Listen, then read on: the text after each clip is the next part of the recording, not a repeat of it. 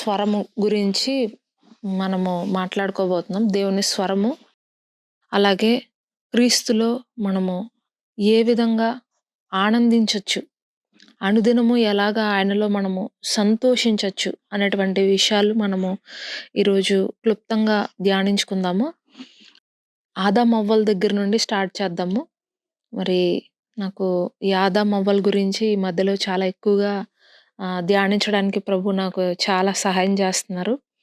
మరి ఆదాము, అవ్వలు, అలాగే ఇప్పుడు నూతన నిబంధనలో యేసుక్రీస్తు ప్రభువారు.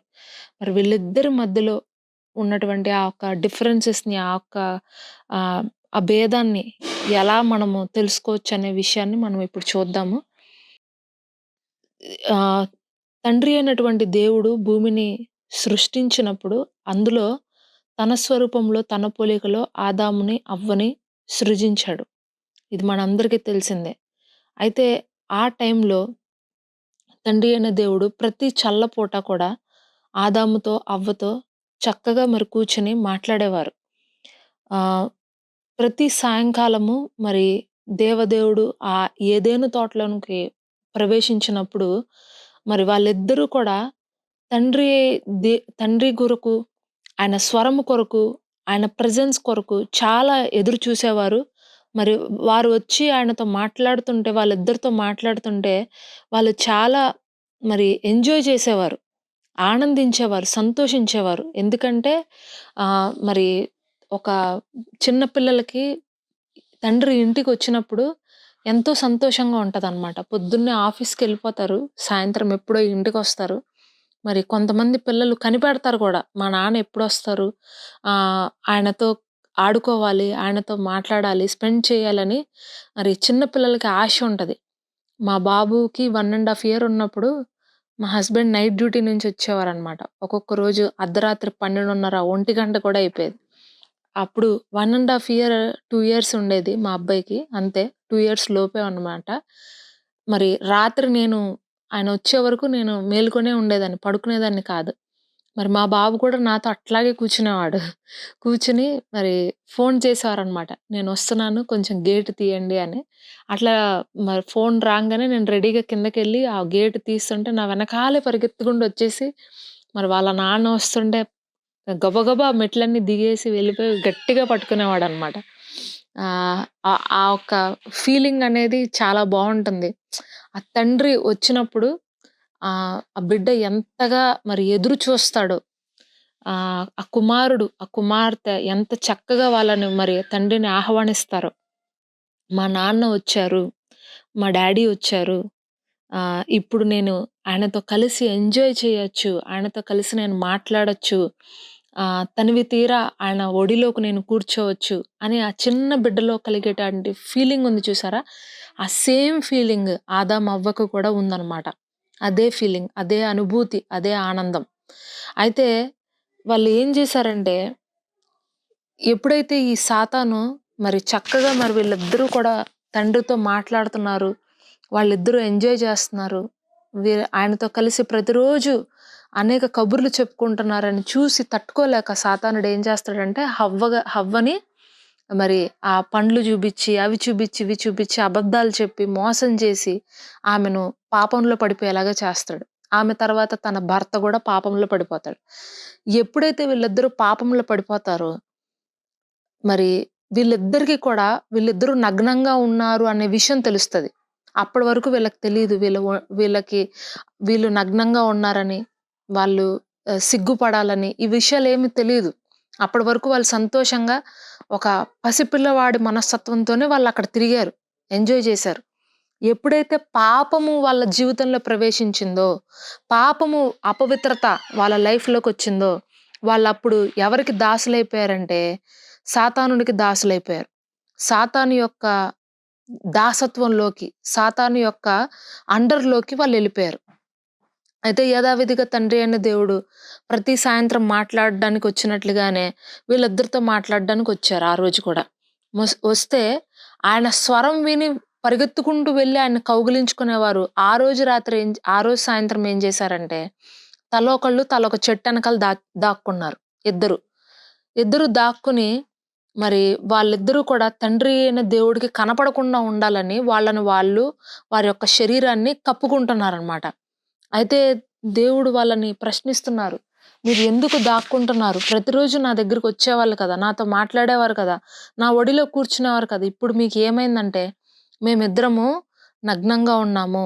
మాకు భయంగా ఉంది. మీ ఎదురు పడాలంటే మాకు భయంగా ఉంది" అని వాళ్ళతో చెప్పి ఆయనతో చెప్తారు. ఆయన అడుగుతారు, మీరు నగ్నంగా ఉన్నారని, మీకు వస్త్రాలు లేవని మీకు చెప్పిన వారు ఎవరు అనంటే, అప్పుడు ఇంక స్టోరీ అంతా చెప్పుకొస్తారు. వాళ్ళెట్లా పాపంలో పడిపోయారు. ఏ విధంగా సాతానుడు వాళ్ళని మోసం చేశాడు అనే పూర్తి హిస్టరీ అంతా మరి వాళ్ళు చెప్పుకొస్తారు. అప్పుడు దేవుడు వాళ్ళకి మరి ఆ శిక్షనిస్తారు. సాతాను చేతుల్లో వాళ్ళు వెళ్ళిపోయినందుకు, సాతానుకు వాళ్ళు అధికారం ఇచ్చినందుకు ఒక మనిషిగా మరి వాళ్ళు ఆ సాతాను యొక్క కంట్రోల్‌లోకి వాళ్ళెళ్ళిపోయినందుకు పూర్తిగా దేవుడి సన్నిధి నుంచి వాళ్ళు వెలివేయబడిపోతారండి. ఇద్దరూ కూడా మరి బయటికెళ్ళిపోతారు. ఇక ఆ రోజు నుంచి కూడా దేవుడి స్వరం వాళ్ళకి వినబడాలంటే, దేవుని స్వరము, దేవుని సన్నిధి వాళ్ళు చూడాలంటే చాలా రోజులు కనిపెట్టాల్సొచ్చేది. చాలా దినాలు కనిపెట్టాల్సొచ్చేది. ఎందుకు అంటే వాళ్ళు సాతాను యొక్క కంట్రోల్‌లో ఉన్నారు. సాతాను యొక్క అధికారంలోకెళ్ళిపోయారు. అర్థమవుతుందండి నేను చెప్పేది? ఎప్పుడు అయితే వాళ్ళు దేవుని సన్నిధిలో ఉన్నారో, వాళ్ళు కనిపెట్టకుండానే దేవుడు వచ్చి వాళ్ళతో మాట్లాడారు. ఎప్పుడైతే వాళ్ళు సాతాను కంట్రోల్‌లోకెళ్ళిపోయారో, వాళ్ళు కనిపెట్టి, ఎదురు చూసి, దేవుడి సన్నిధిని, దేవుని స్వరాన్ని వాళ్ళు వినాల్సినటువంటి పరిస్థితొచ్చింది. హల్లెలూయా! మరి గత 2025 సంవత్సరాల క్రితము ప్రభువైన యేసుక్రీస్తు వారు ఏం చేశారంటే, మానవుడు దేవుని సన్నిధిని అనుభవించాలంటే, దేవుని స్వరాన్ని వినాలంటే చాలా కష్టపడుతున్నాడు. తన యొక్క పాపం జీవితం ద్వారా, తన యొక్క స్లేవరీ ద్వారా, తన దాసత్వం ద్వారా, తన తన యొక్క అధికారాన్ని తను కోల్పోవడం ద్వారా, క్రీస్తులో మరి వాళ్ళు ఏమై ఉన్నారో అనే విషయం వాళ్ళు తెలుసుకోకపోవడం వల్ల, మరి వాళ్ళు సాతాను చేతుల్లో చిక్కుకుపోయి, మరి ఆ దేవునికి, ఆ కుమారుడికి ఉన్నటువంటి ఆ ఒక్క అనుబంధాన్ని వాళ్ళు పోగొట్టుకున్నారు కాబట్టి, తిరిగి మరలా దాన్ని మనము రిస్టోర్ చేద్దాము. తిరిగి మరలా దాన్ని మనము పునరుత్పత్తి చేసి, ఇంతకు ముందు వాళ్ళు ఏదైతే పోగొట్టుకున్నారో, ఒక ఆదాము అనేటువంటి మానవుడు ఏదైతే పాపం చేసి, ఆ ఒక్క దేవుని సన్నిధిని, దేవుని స్వరాన్ని పోగొట్టాడో, ఇప్పుడు తిరిగి మరలా నేను భూమి పైనకి వెళ్ళి, ఆ పాపి అయినటువంటి మనిషిని ఆ పాపాన్ని నేను ధరించి, నేను దాన్ని స్వీకరించి, సిలువలో నా ప్రాణాన్ని పెట్టి, మానవుడు కోల్పోయినటువంటి అధికారాన్ని, అనుభూతిని, ఆ ఎంజాయ్‌మెంట్‌ని, ఆ సన్నిధిని, ఆ స్వరాన్ని నేనిస్తాను అని చెప్పి ప్రభువైన యేసుక్రీస్తు వారు ఈ లోకానికొచ్చి, మరి ఆయన సిలువలో బలియాగమై, ఆయన రక్తాన్ని కార్చి, పాపము చేసినటువంటి మనందరి పక్షాన ఆయన నిలబడి, సాతాను చేతుల్లో మనము ఆదాము పెట్టినటువంటి అధికారాన్ని తిరిగి మరలా యేసుక్రీస్తు ప్రభువారు లాక్కుని మనందరికి ఇప్పుడు ఇచ్చారండి. హల్లెలూయా! దేవుడి నామానికి సమస్త మహిమ ఘనత కలుగును గాక. పాత నిబంధనలో ఉన్నటువంటి ఆదాము దేవుడు తనకిచ్చినటువంటి అధికారాన్ని తీసుకువెళ్ళి సాతాను చేతుల్లో పెడితే, ప్రభువైన యేసుక్రీస్తు వారు భూమి పైనకు వచ్చి సాతాను చేతుల్లో ఉన్నటువంటి అధికారాన్ని లాక్కుని ఇప్పుడు మళ్ళా మన చేతుల్లో పెట్టారు. ఈరోజు క్రీస్తు యేసునందున్న వారికి ఏ శిక్షా విధియు లేదు. ఇప్పుడు మనము నూతన సృష్టి. పాతవి గతించెను, సమస్తమును ఇప్పుడు క్రొత్తవాయెను. హల్లెలూయా! సమస్తం ఇప్పుడు క్రొత్తదైపోయిందంట. సమస్తము కూడా ఇప్పుడు నూతన పరచబడిందంట.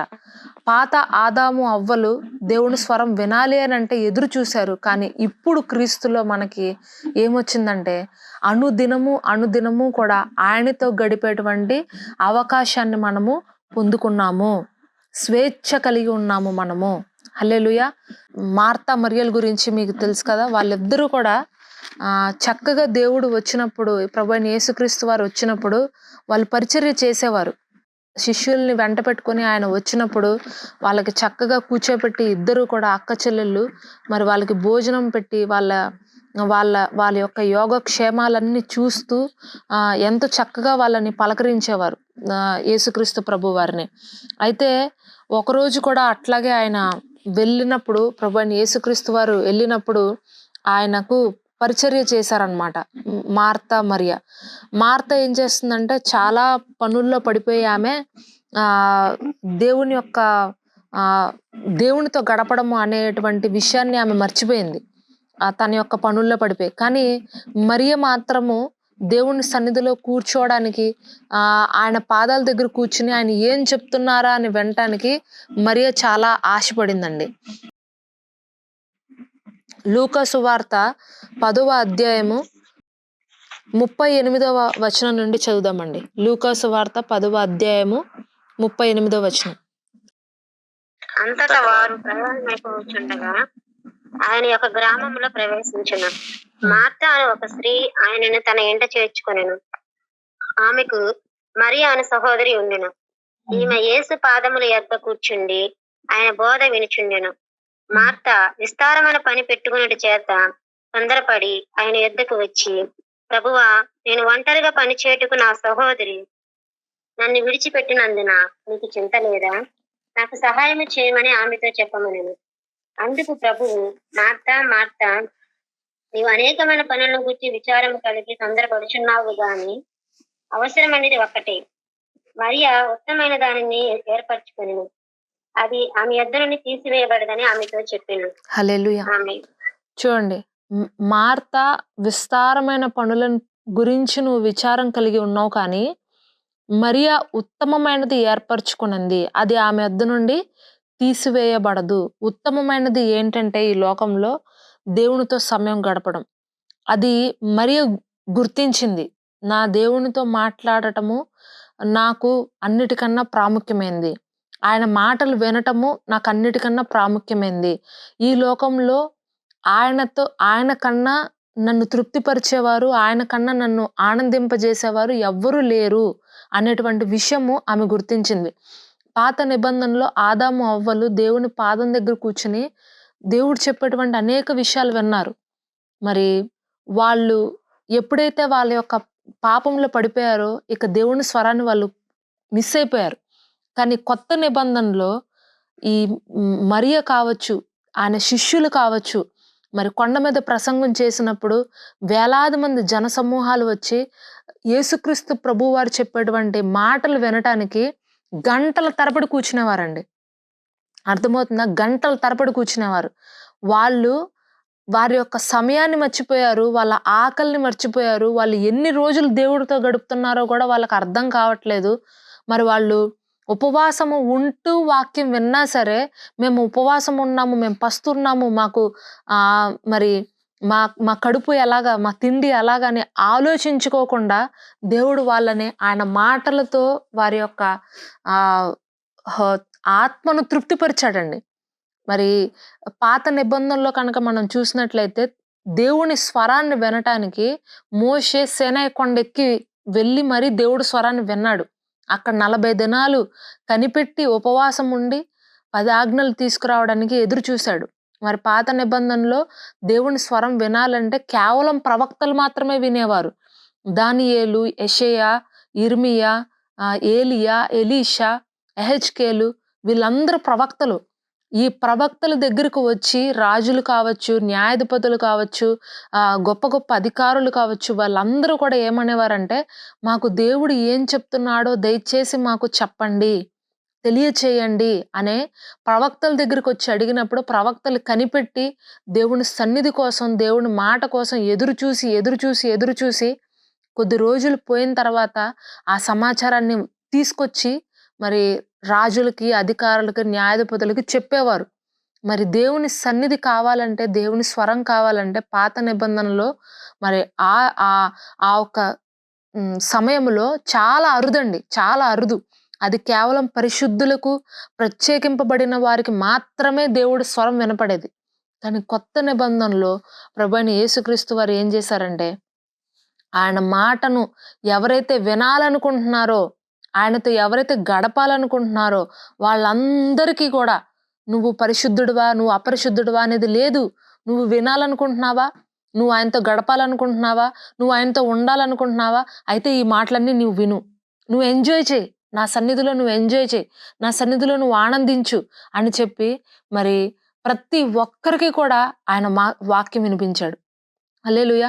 ఆయన సన్నిధిలో ఉన్నప్పుడు మనకి సమయం తెలీదు. ఆయన సన్నిధిలో ఎవరైతే నేను ఈ వాక్యం వినాలి, నేను ఈ మాట ఆయన మాటలు నేను భుజించాలి అని ఎవరైతే కోరుకుంటారో వాళ్ళకి ఎన్నటికీ ఆకలి వేయదండి. అందుకనే చాలామంది మరి ఉపవాసం ఉన్నప్పుడు 40 రోజులు ఉంటారు. 21 రోజులు ఉపవాసం ఉన్నప్పుడు వాళ్ళకి ఆకలి అనే ఫీలింగ్ గూడా ఉండదు. య ఎలా ఉంటారో అని కొంతమందికి డౌటొస్తది. ఇన్ని రోజులు ఎలా ఉంటున్నారు వీళ్ళు? ఇన్ని రోజులు ఆహ్, ఏం తినకుండా ఎలా గడుపుతున్నారంటే, ఆ ఒక్క సీక్రెట్ ఏంటంటే, వాళ్ళు ఈ లోకపు ఆహారం కన్నా జీవాహారాన్ని తింటున్నారు దేవుడి దగ్గర కూర్చొని. అందుకనే వాళ్ళకి ఆకలెయ్యట్లేదు. అందుకనే వాళ్ళు అన్ని దినములు ఉపవాసం ఉంటున్నారు. హల్లెలూయా! సమరయ స్త్రీ దగ్గరికి యేసుక్రీస్తు ప్రభువారొచ్చి చెప్తారు, జీవాహారాన్ని నేనే. జీవ జలములు ఇచ్చే దేవుడిని నేనే. నువ్వు కనుక నేనిచ్చు జలాన్ని తాగితే నీకు ఎన్నటికీ కూడా దాహము ఉండదు. నీకు దప్పిక ఉండదు. నేనిచ్చు జలాన్ని నువ్వు తాగు. నేనిచ్చే ఆహారాన్ని నువ్వు తిను. అప్పుడు నువ్వు ఎన్నటికీ కూడా నీ ఆత్మలో నువ్వు దప్పిక కొనవు. నీ నీ జీవితము సంతృప్తిగా ఉంటుంది. నీ జీవితం సమృద్ధిగా ఉంటుంది. నువ్వు నాతో గడుపు అని జెప్పి మరి ప్రభువైన యేసుక్రీస్తు వారు ఆమెతో చెప్పినప్పుడు ఎప్పుడైతే ఆయన మాటలు ఆమె జీవితంలో పనిచేశాయో మరి ఆ రోజు మరి ఆమె యొక్క పాప హృదయము బద్దలైపోయిందండి అక్కడికక్కడే. ఆమె జీవితంలో ఏవేవైతే కొరతలున్నాయో, ఆమె జీవితంలో ఏవేవైతే కొదువులున్నాయో అవన్నీ ప్రభువైన యేసుక్రీస్తు వారు ఆయన ఇచ్చేటువంటి ఆ మాటల ద్వారా తీర్చబడి ఆమె విడిపించబడి మరి ఆ రోజు నుంచి కూడా సమరయ పట్టణానికి ఒక సాక్షిగా ఆమె మారింది. హల్లెలూయా! ఆహ్, సో, మనం జ్ఞాపకం చేసుకోవాల్సిందేంటంటే చాలామంది అనుకుంటారు, నేను దేవుడు స్వరాన్ని ఎలా వినాలి? దేవుడు చెప్పే మాటలు నా జీవితంలో ఎలాగా వినిపిస్తాయి? దేవుని చిత్తం ఏంటి? దేవుని యొక్క నడిపింపు ఏంటి? అని అనుకుంటారు. చాలా సింపుల్ అండి. మీరు మీ యొక్క హృదయాన్ని ట్యూన్ చేసుకొని, నేను దేవుడి మాట వింటాను ఈరోజు. ఆయన స్వరాన్ని నేను వినాలనుకుంటున్నాను. ఆయన సన్నిధి నేను చూడాలనుకుంటున్నాను అని కనుక మీ మనస్సుని కనుక ట్యూన్ చేసుకున్నారంటే ఆయన వైపు, ఆయన ఖచ్చితంగా మీతో మాట్లాడతారు. ఇప్పుడు మనకు నియమ నిబంధనలు ఏమీ లేవు. నువ్వు పరిశుద్ధుడివా? నువ్వు అపరిశుద్ధుడివా? నువ్వు పాపివా? నువ్వు పుణ్యాత్ముడివా? నువ్వు గొప్పవాడివా? నువ్వు గొప్పదానివా? అది యేసు ప్రభు చూడడు. మీ మీ యొక్క పొజిషన్‌ని దేవుడు చూడట్లేదు గానీ, మీ మనస్సుని ఆయన చూస్తున్నాడు. నువ్వు ఏ మనస్సుతో ఆయన దగ్గరికొస్తున్నావు? నువ్వు ఏ ఆలోచనతో ఆయన దగ్గరికొస్తున్నావు? నువ్వు వినాలి అనే ఆశతో కనుక వస్తే, నువ్వు ఖచ్చితంగా వింటావు. అందుకనే దేవుని వాక్యం సెలవిస్తుంది, నా గొర్రెలు నా స్వరము వింటాయి. నేనిచ్చు ఆహారాన్ని భుజిస్తాయి. నేను సమృద్ధి అయినటువంటి ఆహారాన్ని ఇవ్వటానికి ఈ లోకంలోనికొచ్చాను. హల్లెలూయా! పేతురు అంటాడు, ప్రభువా నిత్య జీవపు మాటలు కలిగిన వాడివి నువ్వు. నీ నుండి నేను ఎక్కడికెళ్ళిపోతానయ్యా అని అంటాడు. హల్లెలూయా! ఎవరైతే ఆయన్ని అంటిపెట్టుకొని ఉంటారో, ఎవరైతే ఆయనను ఆహ్, మరి చేర్చుకుంటారో వారి జీవితాల్లో ఎప్పటికీ కూడా నిరాశ అనేది ఉండదండి. వాళ్ళు ఖచ్చితంగా దేవుడి స్వరాన్ని వినగలుగుతారు. వాళ్ళకి దేవుడు అటువంటి అవకాశాన్నిచ్చాడు. యోహాను సువార్త మొదటి అధ్యాయం 12వ వచనం నుంచి. తన్ను ఎందరు అంగీకరించారో వారికందరికి అనగా తన నామమందు విశ్వాసం ఉంచిన వారికి దేవుని పిల్లలగుటకు ఆయన అధికారం అనుగ్రహించును. వారు దేవుని వలనే పుట్టిన వారే గాని రక్తం వలనైనను, శరీరేచ్ఛ వలనైనను, మనసేచ్ఛ వలనైనను పుట్టిన వారు కారు. ఆ వాక్యము శరీరధారి అయి కృపాసత్య సంపూర్ణుడిగా మన మధ్య నివసించును. తండ్రి వలన కలిగిన అద్వితీయ కుమారుని మహిమ వలె మనము ఆయన మహిమను కనుగొంటిమి. చూడండి, తన్ను ఎందరూ అంగీకరించురో వారందరికీ అనగా తన నామమందు విశ్వాసం ఉంచిన వారికి దేవుని పిల్లలగుటకు ఆయన అధికారాన్ని ఇచ్చాడంట. హల్లెలూయా! దేవుడు మనకు అధికారాన్ని ఇచ్చారు. ఎవరైతే ఆయనని స్వీకరిస్తారో, ఎవరైతే ఆయన్ని ధరిస్తారో, ఎవరైతే ఆయన హృదయంలో చేర్చుకుంటారో వాళ్ళందరికీ కూడా ఈరోజు సాతాను పైన అధికారం ఉంది. సాతాన్ని జయించగలిగినటువంటి శక్తి దేవుడు మనకిచ్చాడు. అటువంటి అధికారాన్ని ఇచ్చాడు. వాళ్ళు దేవుని మూలముగా పుట్టిన వారే కానీ రక్తం వల్లైనను, శరీరేచ్ఛల వల్లైనను, మానుషేచ్ఛల వల్లైనను పుట్టిన వాళ్ళు కాదు అని చెప్తున్నాడు. దేవుని వలన మనం అందరం పుట్టాం. మీరు ఎప్పుడైతే దేవుని రక్తంలో కడగబడ్డారో, మీరు ఎప్పుడైతే ఆయన రక్తంలో మిమ్మల్ని మీరు కడుక్కొని పరిశుద్ధపరచబడి రక్షించబడ్డారో మరి ఆ రోజే మీరు పరలోకపు సంబంధులైపోయారు. మీరు ఈ లోక సంబంధులు కాదు. హల్లెలూయా! మనందరము కూడా పరలోకపు సంబంధులం. మనందరికీ కూడా మన పౌరసత్వం ఎక్కడుందంటే పరలోకంలో ఉంది. యేసుక్రీస్తు ప్రభువారు ఎక్కడ వారు అంటే ఆయన పరలోకపు సంబంధి అయినటువంటి వ్యక్తి. యేసుక్రీస్తు ప్రభువు వారి యొక్క పౌరసత్వం ఎక్కడుందంటే పరలోక రాజ్యంలో ఉంది. ఆయన బిడ్డలుగా మనందరి పౌరసత్వం కూడా ఎక్కడుందంటే పరలోక రాజ్యంలో ఉంది. ఎవరైతే ఆ వారసత్వాన్ని నేను ఆయనకు సంబంధించిన వాడను, నేను ఆయనకు సంబంధించిన దానని ఎవరైతే ఆ యొక్క అధికారాన్ని స్వీకరిస్తారో, ఆ అధికారాన్ని తెలుసుకుంటారో వాళ్ళకి ప్రతిరోజు కూడా దేవుడి మాట వినపడుతుంది. హల్లెలూయా! అందుకనే వాక్యం రాయబడింది. ఆ వాక్యం శరీరధారి అయి కృపాసత్య సంపూర్ణుడిగా మన మధ్యలో నివసించిందంట. ఇప్పుడు ఆయన మన మధ్యలో ఉన్నాడు. ఆయన మనతో ఉన్నాడు. ఆయన మనకి దూరంగా లేడు. పాత నిబంధనలో దేవుని వాక్యము కోసము, దేవుని మాట కోసము మోషే సీయోను పర్వతాన్ని ఎక్కెళ్ళాడండి. నేను మరి మీకు మొన్న చూపించాను. లైవ్‌లో మీరు ఎంతమంది చూసారో తెలీదు. సేనాయి పర్వతం చూపించాను. ఆ బండ వెరగ్గొట్టినటువంటి ఆ ఒక ప్రాంతాన్ని చూపించాను. ఆ సీను అనేటువంటి అరణ్యాన్ని మీకు చూపించాను. ఎంత భయంకరంగా ఉందో, ఎలాంటి రాళ్ళు కలిగినటువంటి ప్రాంతమో మీరు చూసారు. మరి ఆ టాప్ పాయింట్‌కి వెళ్ళి ఆ మోషే అక్కడ కూర్చొని దేవుడితో మాట్లాడాడు. ఎన్నో మరి భయంకరమైనటువంటి ఆ ఒక కొండని ఆయన ఎక్కి వెళ్ళి మరి ఆయన్ని చూసొచ్చేవారు. మరి అందుకనే ఎప్పుడైతే మోషే వెళ్ళి ఆ ఒక్క మాటలు దేవుని మాటలు వినటానికని వెళ్తున్నప్పుడు, మోషే నువ్వు వెళ్ళు, మేం కనుక ఆయనను చూస్తే, ఆయన మాట వింటే మేము చచ్చిపోతాము అని అన్నారు ఆ టైంలో ఇజ్రాయేలీయులు. ఎందుకన్నారంటే ఎప్పుడైతే పాత ఆ నిబంధనలో ఉన్నటువంటి ఆదాము పాపంలో పడిపోయాడో వాళ్ళలోకి భయం వచ్చేసిందండి. వాళ్ళకి ఆ భయం వచ్చింది. ఈ రోజుల్లో కూడా చాలా మంది అన్నింటికి భయపడిపోతారు. అన్నింటికి కూడా మరి ప్రతి చిన్నదానికి కూడా భయము వాళ్ళని ఏలుబడి చేస్తుంది. ఎందుకంటే ఆ పాత ఆదాము స్వభావము. సాతాను యొక్క భయము మనల్ని చాలా మందిని ఏలుబడి చేస్తుంది. అందుకనే దేవుని సన్నిధిని అనుభవించాలన్న చాలా మందికి, దేవుని స్వరము వినాలన్నా కొంతమంది కొంచెం ఇబ్బందిగా ఫీల్ అవుతారు. భయపడిపోతా ఉంటారు.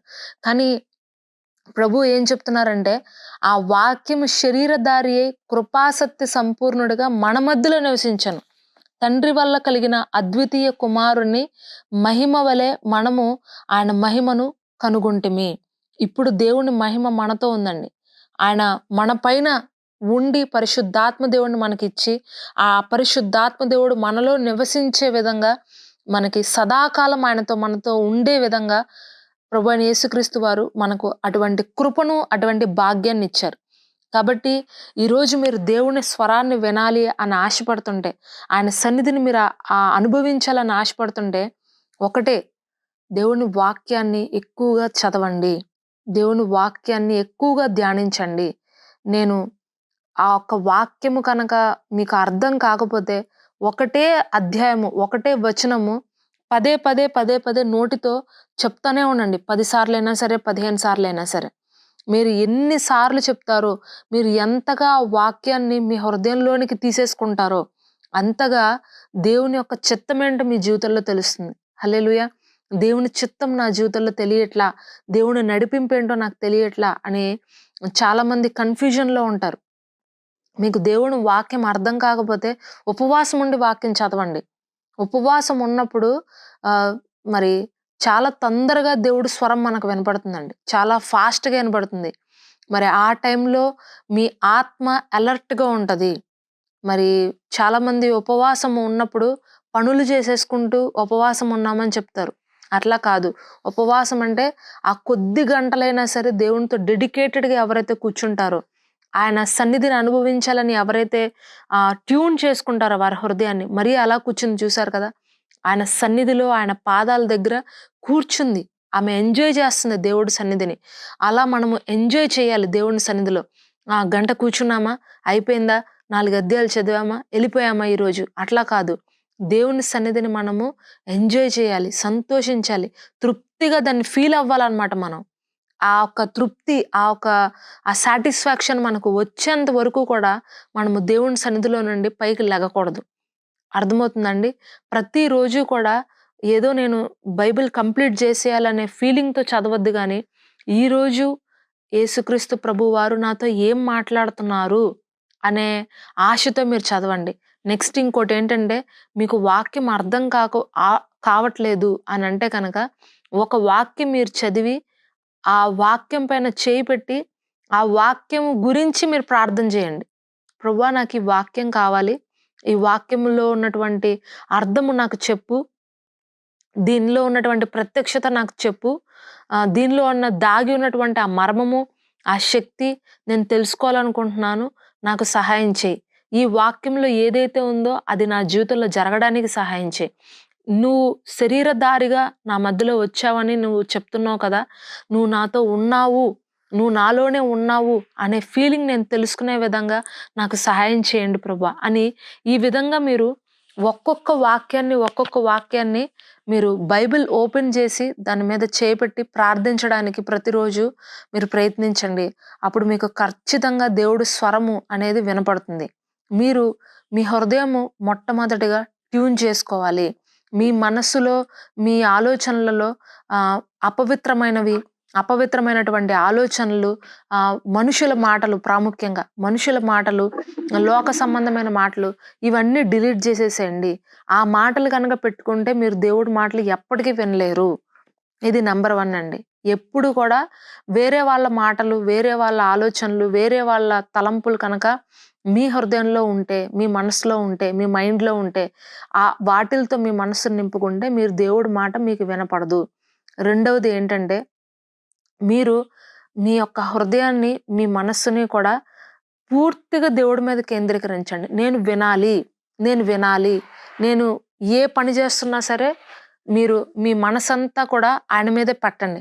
నేను దేవుని స్వరాన్ని ఈరోజు నేను వినాలి అనేటువంటి ఆ మైండ్‌తో మీరుండండి. నాకు ఏం చెప్తాడా ప్రభువు? నాకు ఈరోజు ఏం చెప్తారా? అని ఆ మైండ్‌తో ఎవరైతే ఉంటారో, అలా ఎవరైతే ట్యూన్ చేసేసుకుంటారో దేవుడు వాళ్ళతో మాట్లాడతాడు ఖచ్చితంగా. ఇంకా మీ యొక్క హృదయంలో కానీ, మీ నడవడికలో కానీ ఎక్కడా కూడా వేరే విషయాలపైన కాకుండా దేవుని పైన మీరు ట్యూన్ చేసుకొని పెట్టుకుంటే ఖచ్చితంగా దేవుడు మీతో మాట్లాడతాడు. అర్థమవుతుందండి? సో, ఆయన మనతో మాట్లాడాలని ఆయన చాలా ఆశపడుతున్నారు కానీ, మనం చేసేటువంటి చిన్న చిన్న పొరపాట్లను బట్టి, చిన్న చిన్న అవిశ్వాసపు మాటలను బట్టి మనం ఆయన సన్నిధిని మిస్ అయిపోతున్నాం. ఈరోజు మనకు అడ్డగించడానికి ఎవరూ లేరు. ఈరోజు ఆయనకి మనకు మధ్యలో ఎలాంటి అడ్డుగోడలు లేవు. ఆ అడ్డుగోడలన్నీ దేవుడు విరగ్గొట్టేశాడు ఎప్పుడోనే సిలువలోనే. కాబట్టి ఇప్పుడు మనకి ఆయనకి మధ్యలో మధ్యవర్తి ఎవరూ లేరు కానీ ప్రభువైన యేసుక్రీస్తు వారిని మీరు ఆహ్వానిస్తే మీ హృదయంలోనికి ఆయన ఖచ్చితంగా వచ్చి మీతో మాట్లాడతారు. ఆయన మాట్లాడితే మనం ఏమి చనిపోము. ఇదివరకు పాత నిబంధనలో ఆయన మాట్లాడితే చనిపోతాము అనే భయం ఉండేది. ఆయన్ని చూస్తే చనిపోతామనే భయం ఉండేది. కానీ ఇప్పుడు మనకు ఆ భయాలన్నీ దేవుడు తీసేశాడు. మీరు మాట్లాడాలి, ఆయన స్వరము వినాలి అనే ఆశ మీకు కనుక ఉంటే ఇప్పుడే ఈ క్షణమే మరి ఈ రాత్రే దేవుడు మీతో మాట్లాడతారు. హల్లెలూయా! ఆయన మాట్లాడే దేవుడండి. ఆయన సజీవుడు. అబ్రహాము, ఇస్సాకు, యాకోబుల దేవుడని దేవుడు మా వాక్యం సెలవిస్తుంది. ఆయన మృతులకు దేవుడు కాదు. ఆయన సజీవులకు దేవుడు. ఆయన సజీవుడు. ఆయన ఇంకనూ కూడా ఆయన మాటలు నిలిచున్నాయి. మనుష్యుడు రొట్టె వల్ల మాత్రం కాదు గాని దేవుని నోట నుండి వచ్చి ప్రతి మాట వలనను జీవిస్తాడు. సాతానుడు మిమ్మల్ని భయపెడుతున్నాడేమో. నువ్వు దేవుని స్వరాన్ని వినలేవు, నువ్వు అపవిత్రురాలివి, నువ్వు ఫిట్ కాదు, నువ్వు సెట్ కావు, నువ్వు ఆధ్యాత్మిక జీవితానికి నువ్వు ఇలా అని మిమ్మల్ని మభ్యపెడుతున్నాడేమో. యేసుక్రీస్తు ప్రభువారి దగ్గరికి కూడా వచ్చి అరణ్యంలో ఉన్నప్పుడు ఇలాగే చెప్పాడు. నీకు శక్తి ఉంటే కనుక ఈ రాళ్లను రొట్టెగా చేసేసుకుని తిను అని అన్నప్పుడు ప్రభు ఏం చెప్పారు? వాక్యం ఈ విధంగా రాయబడింది. మనుష్యుడు రొట్టె వల్ల కాదు, దేవుడి నోట నుండి వచ్చు ప్రతి మాట వల్ల కూడా జీవిస్తాడు. హల్లెలూయా! మరి నువ్వు నాకు సాగిలపడు, నేను నీకు లోక రాజ్యాలన్నీ ఇచ్చేస్తానన్నప్పుడు నీ దేవుడైన తండ్రి అయిన దేవుడిని నువ్వు శోధించొద్దు. ప్రతి దానిని కూడా ఆయన వాక్యంతో కొట్టాడండి సాతాన్ని. మరి పాత నిబంధనలో హవ్వను కనుక చూస్తే సాతానుడు కూడా వచ్చి ఇట్లాగే ఆమెను అటాక్ చేసినప్పుడు ఆమె లోబడిపోయింది. ఆమె దానికి సబ్మిట్ అయిపోయింది. ఆమె ఏం సమాధానం చెప్పలా. సాతాన్ని ఎదిరించలా. కానీ కొత్త నిబంధనలోకొచ్చేటప్పటికి యేసుక్రీస్తు ప్రభువు వారిని సాతానుడు శోధించినప్పుడు వాక్యంతో ఆయన్ని ఎదిరించాడు. వాక్యంతో యుద్ధం చేశాడు. ఎవరైతే వాక్యము తెలుసో, ఎవరికైతే వాక్యంలో ఉన్న శక్తిని తెలుసుకుంటారో, దాన్ని అనుభవిస్తారో, వాళ్ళు సాతాను ఏం చెప్పినా కూడా నమ్మరు. సాతాను పైన విజయాన్ని పొందుకుంటారు. సాతాను పైన జయాన్ని పొందుకుంటారు. యుద్ధము యెహోవాదే. ఆయన మీ పక్షాన ఉండే ఇప్పుడు మీతో సాతానుతో యుద్ధం చేస్తున్నాడు. పోరాడేది మీరు కాదు. సాతానుడు మ స్ పోరాడేది మీరు కాదు గానీ, మీలో ఉన్న క్రీస్తు సాతానుతో పోరాడుతున్నాడు. హల్లెలూయా! కాబట్టి మీ అంతరంగ పురుషుడిని ఎప్పటికప్పుడు బలపరుచుకోవడానికి కావాల్సినటువంటి ఆహారాన్ని మీరు ఈ వాక్యం అనేటువంటి ఆహారాన్ని మీ అంతరంగ పురుషుడికి మీరు అందించండి. ఎప్పుడు రీచార్జ్ చేయండి. 10 రోజుల క్రితము నేను వాక్యం చదివాను కాబట్టి, ఈ 10 రోజులు నాకు శక్తినిస్తుంది అని అంటే కాదు గానీ, ప్రతిరోజు కూడా వాక్యము మీరు సమపాళ్లలో చదివినప్పుడే దేవుని సన్నిధిని మీరు అనుభవించగలుగుతారు. సంతోషము, సమాధానము ఆయన వాక్యంలోనే ఉంది. వాక్యమే దేవుడు, దేవుడే వాక్యము. ఆ వాక్యాన్ని ఎవరైతే భుజిస్తారో, ఆ వాక్యాన్ని ఎవరైతే ఆహ్, ఆహ్, హృదయంలోకి స్వీకరిస్తారో వారికి జయము కలుగును గాక. రోమా పత్రికలో రాయబడి ఉంటుంది. వినుట వల్ల విశ్వాసం కలుగును. వినుట క్రీస్తు మాట వల్ల కలుగును. క్రీస్తు మాటలు మనము వినాలి. ఆయన వాక్యాన్ని చదవాలి. వాక్యము నీ యొద్ద, నీ హృదయంలో, నీ నోట ఉన్నది. అది మేము ప్రకటించు విశ్వాస వాక్యమే. దేవుడు మనకు వాక్యాన్నిచ్చాడు. నీకు ఆయుధాన్ని దేవుడిచ్చాడు సాతాన్ని జయించడానికి. ఆ ఆయుధము నీ చేతిలోనే ఉంది. నీ నోట్లోనే ఉంది. నీ హృదయంలోనే ఉంది. కానీ నీకెలా యుద్ధం చేయాలో తెలియట్లేదు కాబట్టే ప్రతిసారి సాతాను యొక్క ఉచ్చులో నువ్వు పడిపోతున్నావు. అవ్వ కూడా ఇట్లాగే పడిపోయింది. కానీ దేవుడు ఇప్పుడు ఏం చేశాడంటే మనకు అధికారం ఇచ్చాడు. ఆ అధికారాన్ని నువ్వు తెలుసుకోవాలి. ఆయన సన్నిధిలో నువ్వు కూర్చుంటే ఆ శక్తిని దేవుడు నీకిస్తాడు. నువ్వు ఇక ఓడిపోయినటువంటి ఆదాము వంటి మనిషివి కాదు గానీ, క్రీస్తు నీలో ఉన్నాడు కాబట్టి నువ్వు జయింపబడ్డావు. విజయము నీది అని ప్రభువు ఈరోజు చెప్తున్నారు. హల్లెలూయా! కాబట్టి దినదినము ఆయనతో గడపండి. ఆయనతో మీ యొక్క సమయాన్ని స్పెండ్ చేయండి. వాక్యం అర్థం కాకపోతే ఉపవాసం ఉండండి. ఉపవాసం ఉండి వాక్యం చదవండి. తప్పకుండా దేవుడు మాట్లాడతాడు. వాక్యం చదివే ముందు కనీసము ఒక అరగంట సేపైనా సరే ప్రార్థన చేసి వాక్యం చదవండి. అరగంట ఖచ్చితంగా ప్రార్థన చేయండి. ఒక హాఫ్ ఎన్ అవర్ పూర్తిగా ప్రార్థన చేయండి. చాలామంది ఒక 5 నిమిషాలు ప్రార్థన చేస్తారు. 5 నిమిషాల ప్రార్థన మీకు వాక్యం అర్థం కాదండి. అట్‌లీస్ట్ ఒక హాఫ్ ఎన్ అవర్ అని చేయండి. ఇంకా గట్టిగా స్ట్రాంగ్‌గా చెప్పాలంటే 1 అవర్ ప్రేయర్ చేస్తే ఇంకా బాగా దేవుడు మాట్లాడతాడు. మీకు ఆ అనుభవము లేకపోతే కనుక హాఫ్ ఎన్ అవర్‌తో స్టార్ట్ చేయండి. ఒక 30 మినిట్స్ పూర్తిగా ప్రార్థన చేసి అప్పుడు బైబిల్ ఓపెన్ చేయండి. దేవుడు మీకు మీ అంతరంగ పురుషుడిని సిద్ధపరుస్తాడు దేవుడు. మీకు అన్య భాషల వరం ఉంటే అన్య భాషలతో మాట్లాడి బైబిల్ ఓపెన్ చేయండి. అన్య భాషలు నాకు రావు సిస్టర్ అని అంటే దేవుణ్ణి స్తుతిస్తూ ఒక అరగంట ఆయనతో మాట్లాడుతూ, దేవా నేను వాక్యం చదవబోతున్నాను, నాతో నువ్వు మాట్లాడయ్యా అని అడిగి మీరు ప్రార్థించండి. మోకరించి వాక్యం చదవండి. ఉపవాసం ఉండి అసలు ఏం అర్థం కావట్లేదంటే ఉపవాసం ఉండి వాక్యం చదవండి. ఇవే మీకు చిట్కాలు, టిప్స్ నేను మీకిస్తున్నాను. వాక్యం అర్థం కావాలంటే, ఆయన సన్నిధి మీరు అనుభవించాలంటే, ఆయన స్వరం మీరు వినాలంటే. హల్లెలూయా!